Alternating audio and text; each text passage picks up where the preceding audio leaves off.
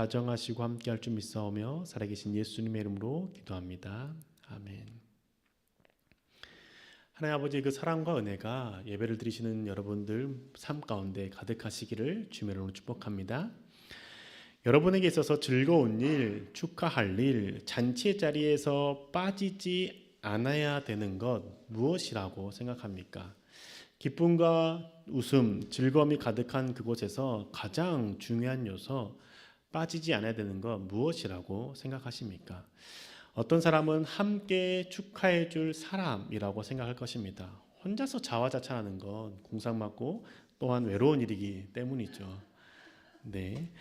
그리고 또 어떤 사람은 음식이라고 생각할 수도 있습니다. 많은 사람들이 모여서 축하하는 자리에 항상 음식이 있었기 때문이죠. 결혼식만 봐도 예전부터 음식이 있었고 그 음식들을 먹으면서 축하와 기쁨을 나눴던 거 우리는 잘 알고 있죠. 축하할 만한 일이 있고 즐거운 일이 있을 때 많은 사람들이 모이고 그리고 많은 음식들이 준비되는 거, 그래서 그들을 베푸는 것이 있습니다. 그런데 이렇게 내가 잘 되는 상황, 축하받을 만한 상황에서 사람들을 모으고 많은 사람들에게 음식을 베푸는 이유, 그 이유가 무엇일까요? 자랑하기 위해서일까요? 그렇지 않다라고 생각합니다.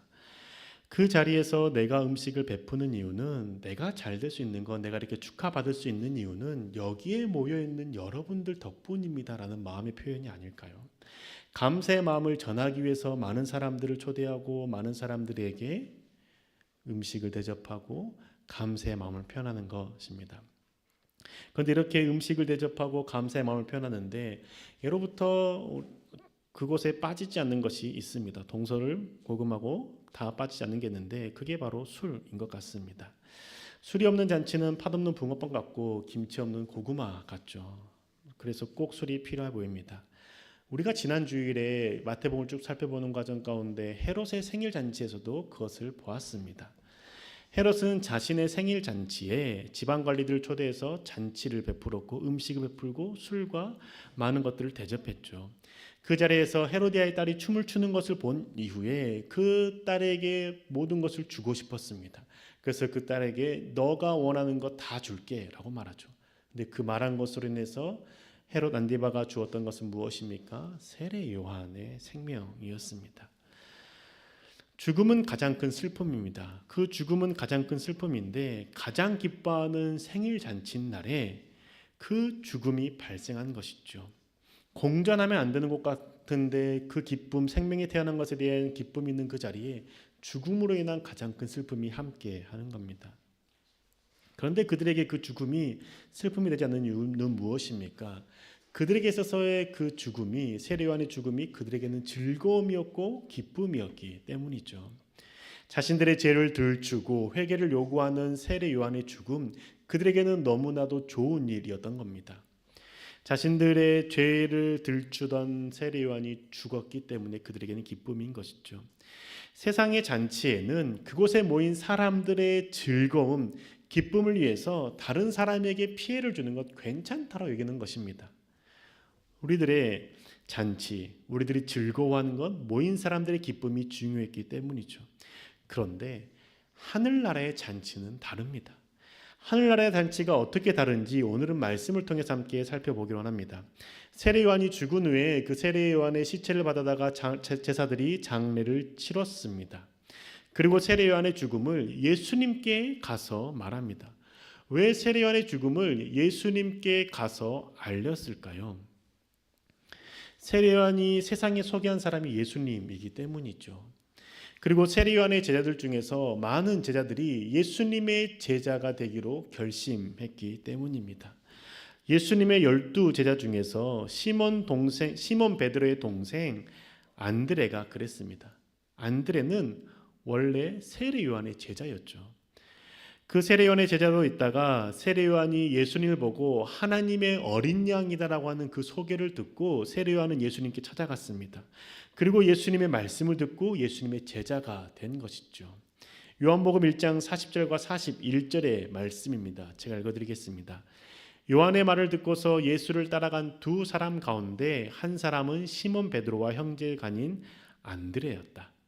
이 사람은 먼저 자기 형 시몬을 만나서 말하였다. 우리가 메시아를 만났소. 메시아는 그리스도라는 말이다. 아멘. 세례요한의 제자였던 안드레는 예수님을 만난 이후에 그 예수님의 말씀을 듣고 예수님이 메시아라는 것을 깨달았습니다. 그리고 자신의 형 베드로, 시몬 베드로에게 가서 예수를 만났다라고 알려주는 것이죠. 이처럼 그 세례 요한의 제자들은 예수님과의 깊은 관계가 있었기 때문에 세례 요한의 죽음에 대해서 예수님께 가서 알려준 겁니다. 그 세례 요한의 죽음에 대해서 들으신 예수님 어떻게 행동하십니까? 한적한 곳으로 이동하십니다. 조용한 곳에 가시는 이유는 조용한 곳에서 세례 요한의 죽음을 슬퍼하고 하나님께 간구하고 기도하기 위해서가 아니었을까요? 그런데 예수님께서는 혼자 있고 싶은 마음, 사랑하는 제자 세례 요한, 사랑하는 사람 세례 요한에 대해서 죽음에 대한 그 슬퍼하는 마음을 혼자서 갖기 위해서 한적한 곳으로 이동하는데 많은 무리들이 그 예수를 쫓아갑니다. 예수님이 어느 곳으로 가는지를 보았고 그 예수님이 계시는 곳으로 이동하는 것이죠. 세례 요한의 죽음을 슬퍼하고 그 슬픈 마음을 혼자 삭히며 세례 요한에 대해서 애도하려고 했던 그 예수님의 계에 산산조각이 나는 겁니다. 이때 예수님은 혼자 있고 싶기 때문에 그 세례 요한의 죽음을 슬퍼하고 애도하고 싶기 때문에 또다시 한적한 곳으로 이동하지 않습니다.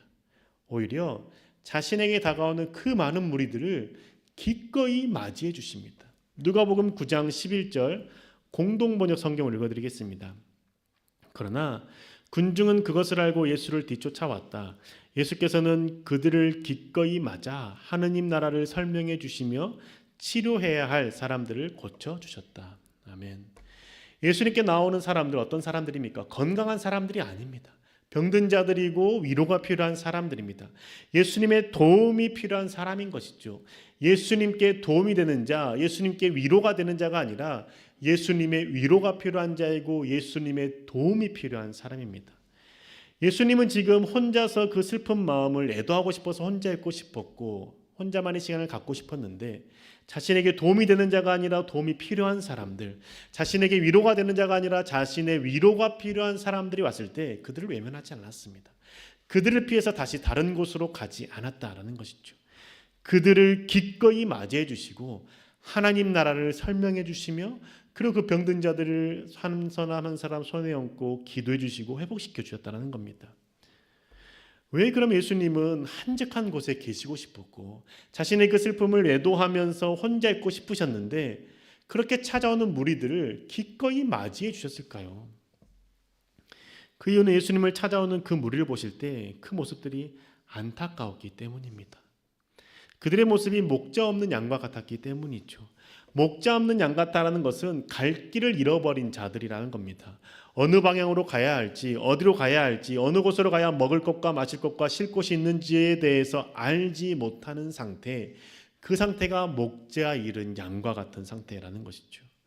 그래서 오늘 읽은 본문과 같은 내용이 기록되어 있는 마가복음에는 이렇게 기록되어 있습니다. 마가복음 6장 34절의 말씀입니다. 예수께서 배에서 내려서 큰 무리를 보시고 그들이 마치 목자 없는 양과 같으므로 그들을 불쌍히 여겼다. 그래서 그들에게 여러 가지로 가르치기 시작하셨다. 아멘.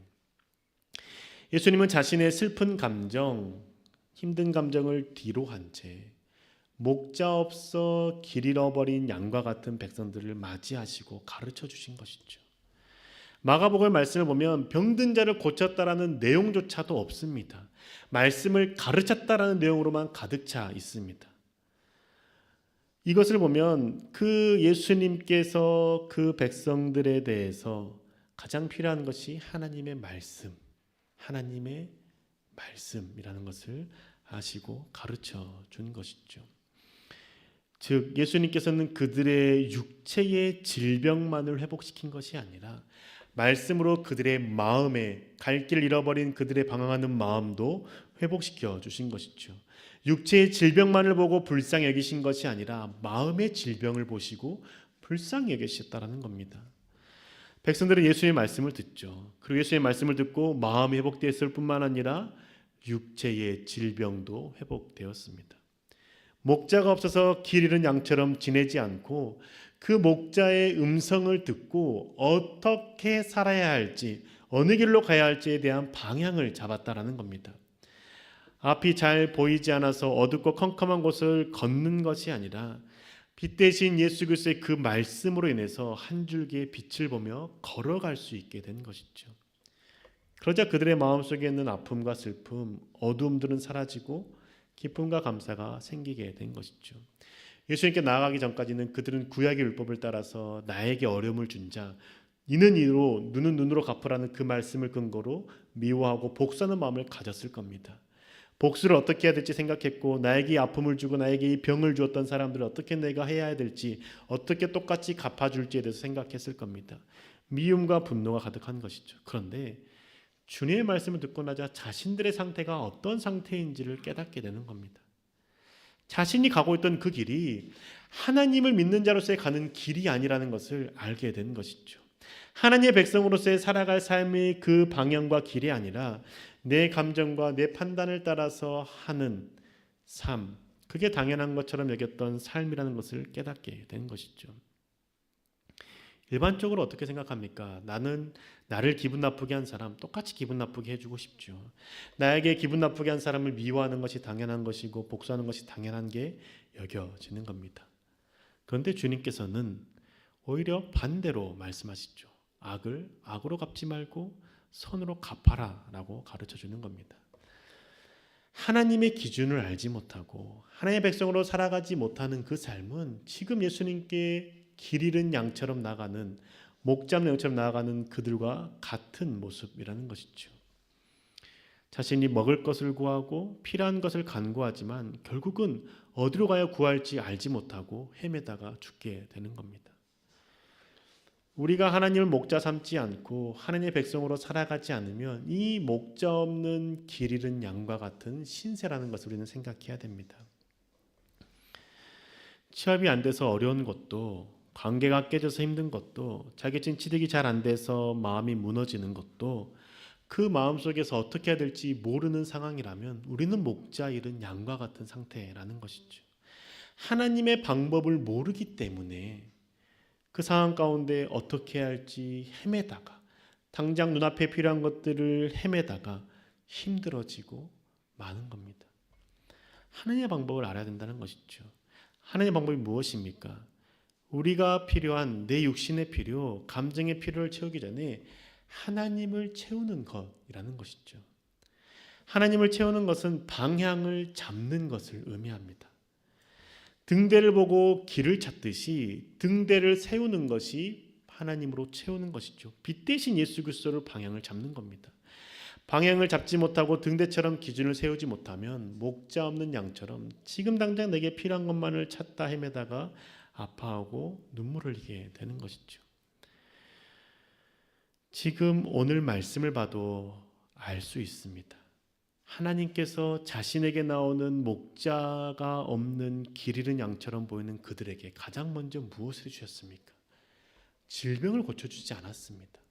말씀으로 가르치셨습니다.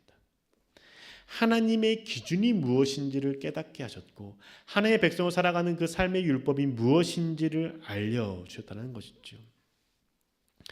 영적인 회복을 하신 후에 주님께서는 그들의 마음을 회복하셨고 그들의 육체를, 질병을 고쳐주셨다는 겁니다. 하나님께서 아파하는 자, 힘들어하는 자를 세우시는 그 기준, 그 방법은 먼저 영적인 회복인 것이죠. 영적인 회복은 하나님과의 관계를 회복시키는 것을 의미하는 겁니다. 영적인 회복을 하신 후에, 시켜주신 후에 주님께서 그들의 마음을 회복시키시고 그들의 육체를 회복시키시고 상황을 변화시켜 주신다라는 것이죠. 그런데 우리는 그 하나님이 일하시는 방법을 알지 못합니다. 그 방법을 알지 못하기 때문에 하나님께 항상 내 아픈 상황을 얘기하고 그것에 대해서 고쳐달라고, 채워달라고만 간구하게 되는 것이죠. 하나님께 구하는 것이 무엇이 먼저냐면 내가 필요한 것, 내가 원하는 것이었다는 겁니다. 그런데 하나님께서 우리 가운데 원하시는 것, 하나님께서 우리 가운데 구하기를 바라시는 것은 무엇이냐면 하나님의 말씀이고 하나님의 기준이라는 것이죠. 하나님의 방법과 우리의 방법이 서로 다르기 때문에 서로가 맞지 못하고 만나지 못한다라는 겁니다. 이 사실을 깨닫지 못할 때 우리는 하나님께 육의 양식, 부족함이 없는 삶을 먼저 구하고 찾게 된다는 겁니다. 취업이 안 될 때, 학교 성적이 안 좋을 때, 연관관계가 깨어졌을 때 무엇을 여러분 먼저 구하십니까? 취업을 먼저 구하지 않습니까? 학교 성적이 잘 나올 수 있도록 자격증을 취득할 수 있도록 먼저 구하지 않습니까? 관계가 깨졌을 때 다시 회복되기를 구하고 그 사람이 먼저 나에게 미안하다라고 용서할 수 있도록 구하지 않습니까? 그런데 이렇게 하는 것은 믿음의 순서가 뒤바뀌었다라고 주님께서는 오늘 말씀을 통해서 깨닫게 하시는 겁니다. 하나님께서 우리 가운데 먼저 말씀으로 채우라라고 하시죠. 말씀을 따라 살아라라고 먼저 말씀합니다. 나의 말, 하느님의 말씀을 들으라라고 먼저 가르쳐 주시는 겁니다. 내게 필요한 것을 구하기 전에 그 전에 먼저 하나님의 말씀을 구하십니까? 하나님의 말씀에 귀를 기울이고 계십니까? 하나님의 말씀을 듣지 않고 내가 필요한 것만 달라고 떼쓰고 계시진 않습니까? 우리 하나님 관계에 바르게 맺읍시다.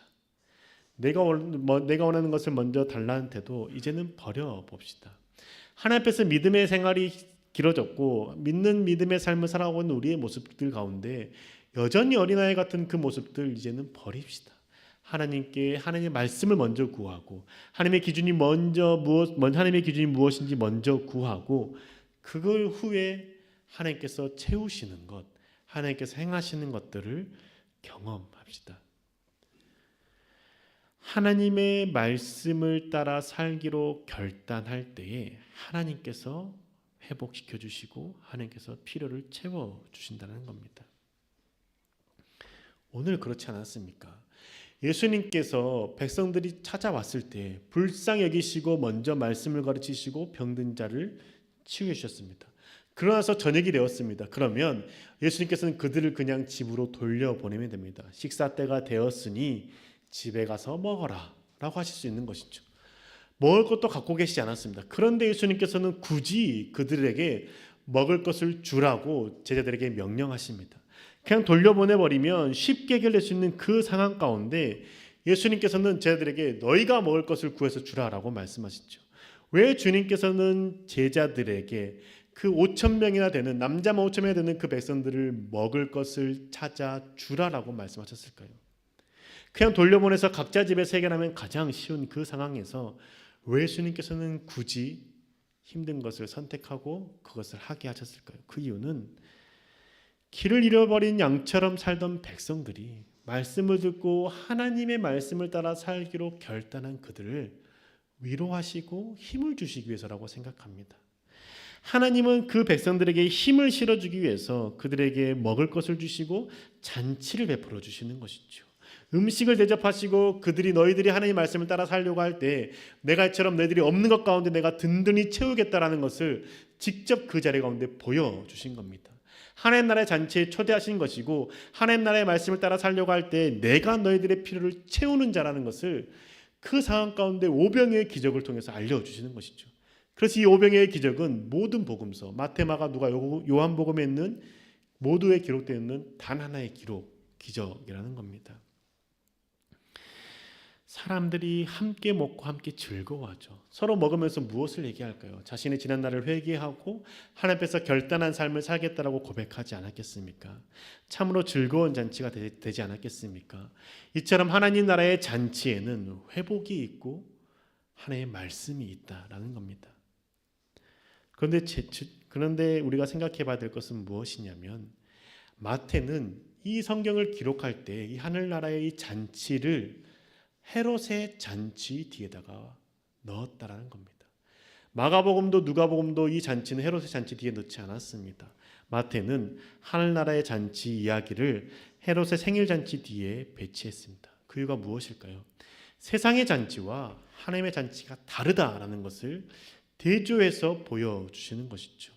세상의 잔치, 헤롯 잔치에 음식과 많은 사람들이 있습니다. 하나님 나라의 잔치에도 음식과 많은 사람들이 모여 있습니다. 그런데 세상에는 있고 하나님 나라에 없는 게 있습니다. 술이라는 것이죠. 세상의 잔치에는 술이 있지만 하나님 나라의 잔치에는 술은 없고 하나님의 말씀이 있었습니다. 헤롯의 잔치에는 술이 있었고 술을 마시고 헤롯은 실언을 했습니다. 무엇이든지 주겠다라는 그 실언 앞에서 그 헤롯 안디바가 주었던 것은 선지자로 살아간 세례 요한의 목이었다는 것이죠. 생명이 사라졌습니다. 그런데 예수님이 베푸신 잔치에는 술이 없고 말씀이 있었습니다. 성령의 영이 충만함이 있었다는 것이죠. 그래서 하나님 나라의 잔치에는 술이 없고 말씀이 있는 것이죠. 그런데 이렇게 말씀을 드리면 꼭 하시는 질문들이 있죠. 예수님이 최후의 만찬 때 포도주로 술을 채우지 않았습니까? 라고 질문하실 수 있습니다. 그런데 여러분, 예수님께서 베푸셨던 그 최후의 만찬에 있었던 그 술의 의미가 무엇인지 아십니까? 나의 죽음을 기억하라 라는 겁니다. 예수님께서 너희들 위해서 죽으시는 것, 그것을 기억하라라고 포도주를 주셨다는 것이죠. 그런데 우리가 그 예수님께 베푸신 그 술을 마시는 것에 있어서 그것을 생각하면서 내 기쁨 그냥 실현하는 자리 가운데 그냥 즐기자고 마시는 경우들이 많다는 겁니다. 하지만 주님께서는 그 최후의 만찬에 주셨던 그 술은 예수님의 그 죽음을 기억하고 예수와 함께 죽는 자로 살기를 결단하며 마시는 술이었다는 것이죠. 그때 그 제자들은 그것을 이해하지 못했습니다. 그냥 마셨죠. 예수님 죽으면 안 됩니다라고 말했습니다. 하지만 우리는 압니다. 예수님이 죽으셔야만 했고 부활하신 우리의 생명을 살리셨다는 것을 압니다. 주님의 잔치, 그 주님의 잔치에 있었던 죽음 있었지만 그 죽음은 어떤 죽음입니까? 다시 살기 위한 죽음이었고 우리를 구원하시기 위한 죽음이었다는 것이죠. 지금 그 예수님께서 오병이어의 잔치, 하늘나라의 잔치를 베풀고 계십니다. 이 자리 가운데에는 말씀이 가득했던 것이죠. 이 자리에는 생명을 잃는 자가 없고 오히려 생명을 얻고 회복하는 자들이 가득했습니다. 여러분은 지금 하나님 나라의 잔치에 참여하고 계십니까? 아니면 세상의 잔치에 참여하고 있습니까? 잔치의 자리뿐만이 아닙니다. 여러분, 그 슬픔에 있는 자리, 그 자리 가운데 무엇과 함께하고 계십니까?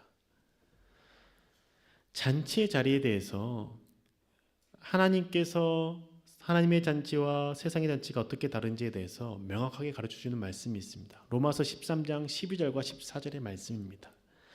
밤이 깊고 낮이 가까이 왔습니다. 그러므로 우리는 어둠의 행실을 벗어버리고 빛의 갑옷을 입읍시다.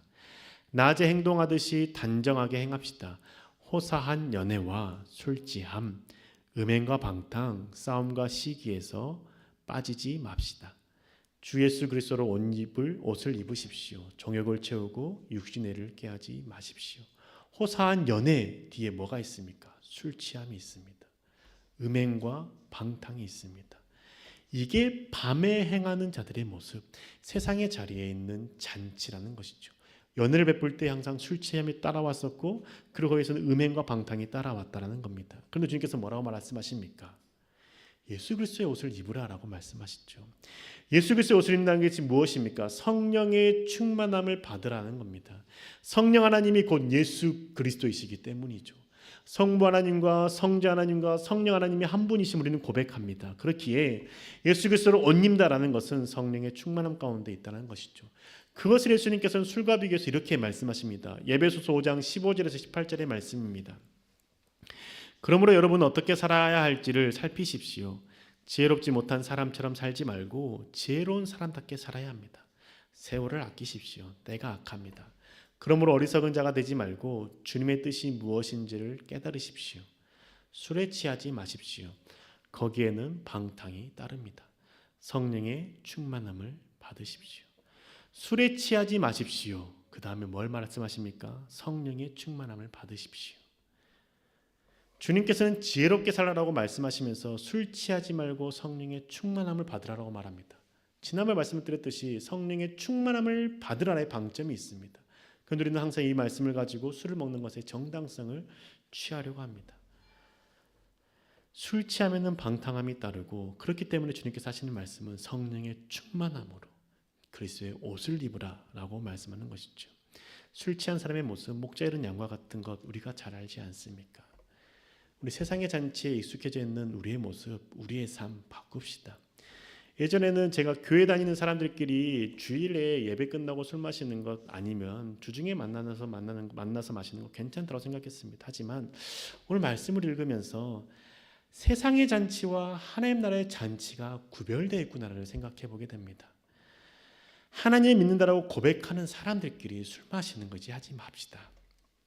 술이 없어도 기뻐할 수 있는 관계가 되어야 되지 않겠습니까? 기쁨의 자리뿐만 아니라 위로의 자리도 마찬가지라고 생각합니다. 세상에서는 술로 위로하죠. 그리고 술로서 자신의 위로를 받으려고 합니다. 하지만 하나님은 말씀으로 위로하십니다. 예수님께서는 병든 자, 마음이 아픈 자를 말씀으로 위로하셨고 회복시키셨다는 것이죠. 제가 여러분에게 지금 전하고 싶고 권하고 싶은 것은 술 먹지 말라라는 것이 아닙니다. 세상의 잔치와 하나님 나라의 잔치를 구별하자라는 것이죠. 교회 사람들과 함께 축하하는 자리나 위로하는 자리 꼭 술과 함께 있어야 될 필요가 없다라는 겁니다. 하지만 직장에서 사람들과 함께 있을 때 그 자리 가운데 술이 있는 것 당연한 것 아니겠습니까? 그들에게 술은 가장 필요한 것이기 때문입니다. 우리가 교회를 다니고 예수 그리스도를 믿는 사람으로서 이제는 하나님의 잔치를 소망하며 살아가는 자, 술이 없어도 상대방에게 위로할 수 있고 상대방에게 축하할 수 있고 상대방을 축복할 수 있는 자가 되기를 원합니다. 술이 없어도 위로할 수 있고 술이 없어도 축하할 수 있는 믿음의 관계, 믿음의 공동체가 되기를 바라는 것이죠. 저도 이제 술에 대해서는 교회 다닐 때마다 조금 달랐습니다. 어느 교회 있을 때는 술 내가 마시는 거 괜찮다고 여겼고 어느 교회 가면은 술을 마시는 것에 대해서 아니다라고 생각하고 가르쳤습니다. 그것은 이제 담임 목사님의 그 영적인 줄기를 따라서 같이 했던 것이죠. 특히 기장 한신대학원은 술을 마시는 것에 대해서 그렇게 막 정죄하지 않습니다. 그런데 이번에 제가 휴가 때 이렇게 해외 가서 리조트에 있었는데 거기가 맥주를 공장했는데 그래서 내가 오랜만에 바로 만드는 맥주를 먹고 싶은 마음이 들어서 한 잔 시켰습니다. 아내도 먹어보라고 해서 한 잔 시켰죠. 600ml였습니다. 정확히 갑니다. 그런데 저녁에 먹는데 우리 둘째 아들이 아빠 이건 뭐야? 그러니까 내가 보리음료라고 말할 수 없었습니다. 왜냐하면 우리 두 아들은 반드시 나도 먹어보고 싶어라고 말하는 자들이기 때문입니다. 맥주라고 말했죠. 술 먹으면 안 되는 거 아니야 아빠? 버려 라고 나한테 단호한 눈빛으로 말하더라고요. 내가 버려야 돼? 라고 당황했죠. 내가 실갱이를 좀 했습니다. 이거 꼭 버려야 돼? 라고 말했죠. 그랬더니 예찬이가 둘째가 하는 말이 뭐냐면 알았어 아빠 그러면 이것만 마시고 회개하고 평생 마시지 마 라고 나한테 얘기하는 겁니다. 내가 알았어 라고 대답한 것이죠. 우리 두 아들을 통해서 주님께서 나에게 하시는 말씀이라고 생각합니다. 하나님 나라의 잔치에 참여할 때 저는 목회자로 사는 삶을 살아가기 때문에 여러분들에게 마시지 말라고 하면 저는 마시지 않아야 되는 사람인데 제가 여러분에게 드리고 싶은 말은 술을 마시지 말아라 평생 마시지 말라는 게 아니라 하나님 나라의 잔치에 참여하는 자가 되자라는 것이죠. 믿는 사람들끼리 있을 때 함께 믿는 사람들 가운데 있을 때 술에 취해서 남들을 비난하고 비판하는 그 자리가 있지 말고 그냥 술에 취하면서 그 술 기운에 축하하지 말고 말씀을 나누는 자리 그냥 축복하는 자리 그냥 축하하는 자리가 될 수 있기를 소망한다는 것이죠. 사랑하는 교회 여러분 하나님을 믿는 자로서 술을 의지하지 말고 하나님으로부터 오는 위로와 기쁨을 소망합시다. 슬픈 일이 있을 때 혼자 술을 마시고 나면 참된 위로와 평안을 누리십니까? 오히려 공허함과 초라함과 그 모습 때문에 더욱 마음 아파하지 않습니까? 축하할 자리도 마찬가지입니다. 여러분 축하하는 자리에서 술을 먹고 함께 축하할 때 그 축하의 자리에 기쁨의 말과 축복의 말만 가득합니까? 아니면 다른 사람을 험담하고 비난하고 조롱하는 말들이 섞여 나옵니까? 주님께서 마태복음 산상설교에서 통해서 하셨던 말씀은 욕하거나 비방하는 자는 살인하는 것과 같다라고 말씀하셨죠. 축하의 자리, 기쁨의 자리에 사람을 죽이는 슬픔이 공존해야 되겠습니까? 그런 자리는 그런 잔인한 자리는 세상의 자리라는 것이죠. 세상의 잔치 자리라는 겁니다. 그런데 우리는 세상에 속하지만 세상의 기준을 따라 살아가는 것이 아니라 하나님의 백성의 정체성을 살아가는 자들입니다. 그렇다면 함께 믿는 사람들끼리 있는 그 자리에서는 서로 술이 없어도 축복할 수 있고 축하할 수 있고 기뻐할 수 있는 그런 관계가 됩시다. 물론 낯설 수 있습니다. 힘들 수 있습니다. 하지만 우리 하나님 믿는 자로서 살아가기로 결단했기 때문에 믿는 자들끼리 있는 자리에서만큼이라도 소율이 없는 하나님의 말씀이 있고 참된 축복과 축하가 있는 그런 자리를 만들어 갑시다. 그러할 때 우리는 우리 가운데 믿음이 더욱더 굳건히 세워질 것이고 하나님이 원하시는 그 믿음의 삶이 무엇인지 깨닫게 될 것입니다. 하나님과 함께 동행하는 삶을 살기로 결단하는 저 여러분 되시기를 주님으로 축복합니다. 찬양팀 앞으로 나와서 준비해 주시기 바라겠고요. 우리 이 시간 결단하고 싶은 것은 우리 그 말로만 하지 말고 실제적으로 살아가는 자가 됩시다. 주님의 그 사랑 앞에서 하나님과 함께하는 것이 좋다라고 고백하는 그 믿음의 고백이 그냥 삶에서 나타나기를 기도합시다. 찬양하고 고백합시다. 그래서 주님, 내가 이제는 조금 불편할 수 있고 어색할 수 있는데 그럼에도 불구하고 주님, 내가 주님과 함께하는 자로 살아가겠다라고 결단합시다. 이제 다 함께 결단한 마음으로 자리에서 일어나셔서 찬양의 주 앞에 나아갑시다. 많은 이들 말하고 함께 찬양할 때 우리의 마음을 담아 결단합시다.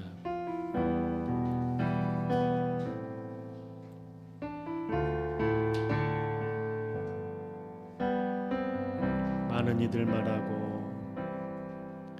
많은 이들 말하고 많은 이들 노래는 하지만 정사 가진 않는 길 두려운 생각보다 많이 힘들고 험한 길보다 그저 말로만 가려기에 점점 멀어져만 가네. 내게 생명 주었던 그 길 점점 미워하려 하네. 내게 사랑 주었던 그 길 다시 복음 앞에 내 영혼 선해 주님 만나 그때 나 다시 돌아가 주님께 예배 다시 십자가의 길 걸으리. 우리 처음부터 다시 한번 고백합시다. 많은 이들 말하고 많은 이들 말하고 많은 이들 노래는 하지만 정작 가진 않는 길 두려운 생각보다 많이 힘들고 험한 길보단 그저 말로만 가려기에 점점 멀어져만 가네. 내게 생명 주었던 그 길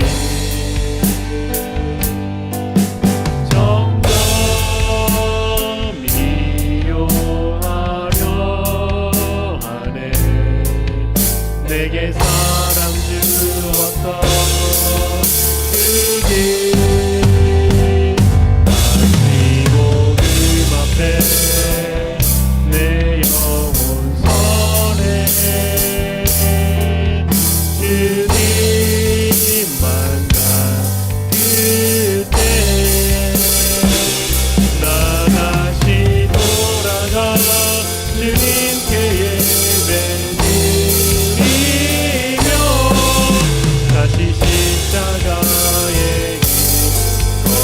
다시 복음 앞에 내 영혼 선해 다시 복음 앞에 내 영혼 선해 주님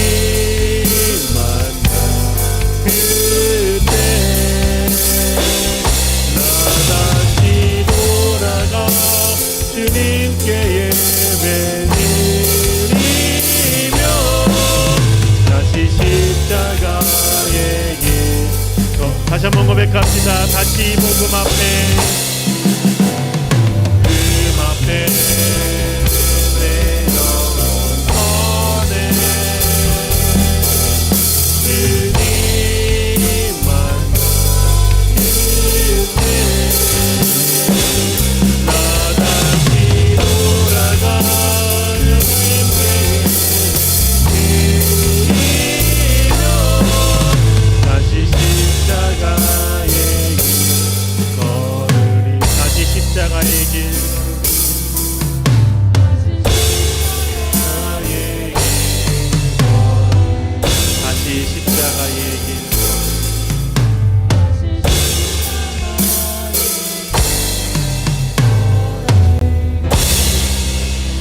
주님 앞에 회개하며 나아갑시다. 회개하며 나아갈 때 주님께서 우리 가운데 생명을 주시기 위해서 마셨던 그 철 만찬의 포도주를 내가 이용하려고 했던 것, 내 좋을 대로만 생각하려 했던 것, 그 모든 것들 주님 회개합니다.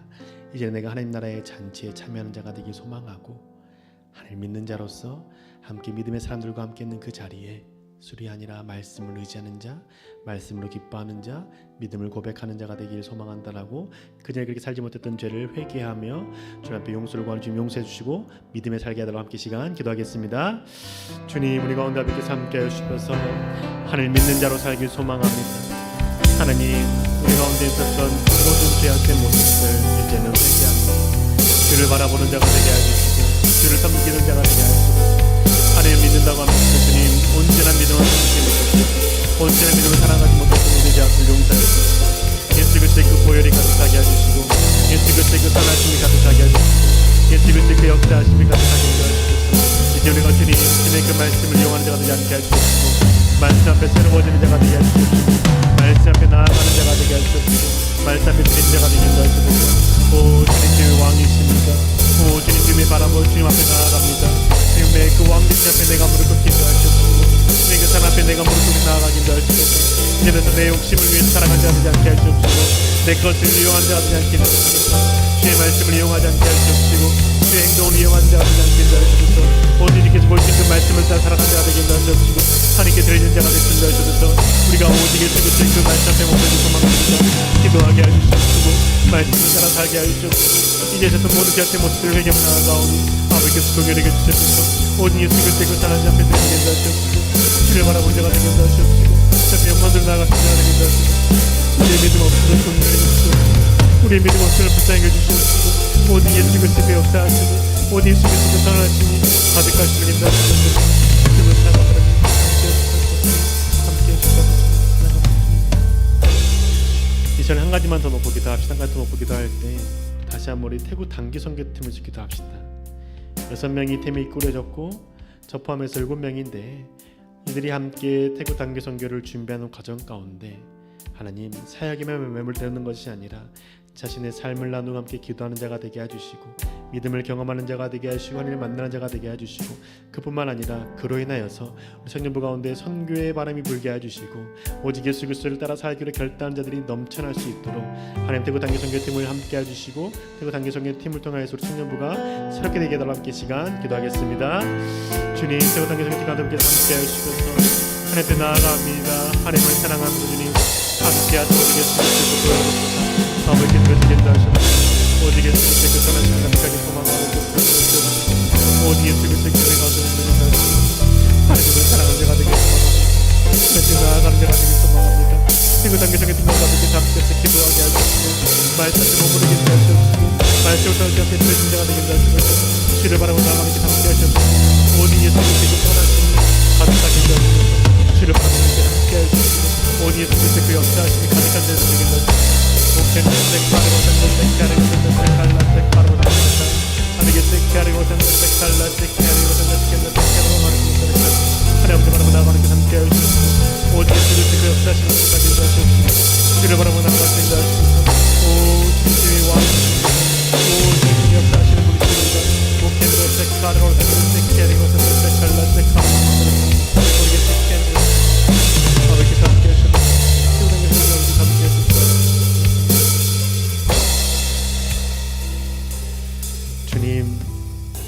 나는 하나님의 백성입니다. 우리는 하나님의 자녀입니다. 우리가 살아가는 곳이 이 세상이지만 세상 속에서 하나님의 백성으로 살아가고자 합니다. 주님, 세상의 잔치에 속하더라도 하나님을 생각하는 자가 되게 해주시고, 또 믿는 자들끼리 있을 때 세상의 잔치에 참여하는 자가 되는 것이 아니라 하나님의 잔치를 베푸는 자가 될 수 있도록 인도하시옵소서. 그 주님, 술이 아니라 말씀이 가득하게 해주시고, 비난과 조롱이 있는 것이 아니라 참된 위로와 사랑이 가득하게 하여 주시옵소서.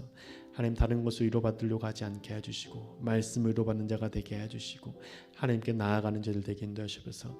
그동안 우리의 모습 가운데 하나님의 백성으로 살아가지 못했던 모습들 회개하오니 고백하오니 용서하여 주시고 새롭게 하여 주시옵소서. 하나님의 말씀을 내가 원하는 대로 취하 선택하지 않길 소망합니다. 예수 그리스도께서 베푸셨던 그 최후의 만찬의 포도주, 예수 그리스도의 그 죽으심을 기억하라고 베푸신 포도주임을 생각하게 해주시고, 그 말씀을 가지고 내 마음을 채우고 내가 원하는 대로 이용하는 자가 되지 않게 하여 주시옵소서. 술 취하지 말고 성령에 충만하라고 하셨던 그 말씀 또한 내가 원하는 대로 취하는 자가 되는 것이 아니라 하나님이 하시는 말씀, 성령의 충만함에 방점을 두고 살아가는 저희들 되게 인도하여 주셔서 우리의 삶이 오직 예수 그리스도의 기쁨이 가득한 삶 되게 하시고, 우리의 모임과 우리의 만남과 우리의 나눔 가운데 하나님의 말씀이 가득한 청년 공동체 될 수 있도록 인도하여 주옵소서. 언제나 왕 되신 우리 주 예수 그리스도 이름으로 기도합니다. 아멘. 다시 한번 기도합니다.